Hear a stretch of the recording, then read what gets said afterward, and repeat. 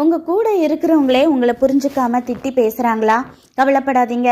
பவுலும் கூட இருந்தவங்களும் போன கப்பல் சேதமானதால் மெலிதா தீவுக்கு போய் கரை சேர்றாங்க.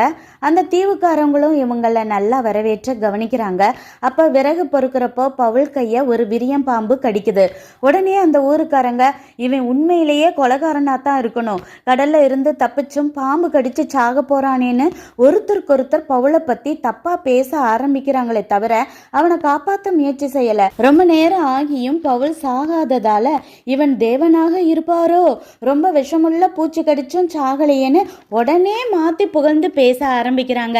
பாத்தீங்களா, கொஞ்ச நேரத்துக்குள்ளேயே எப்படி மாறிட்டாங்கன்னு. நம்ம ஏசப்பாவையே பிசாசு பிடிச்சவன்னு சொன்ன உலகம் நம்மளை பத்தி தப்பா பேசாதான் என்ன?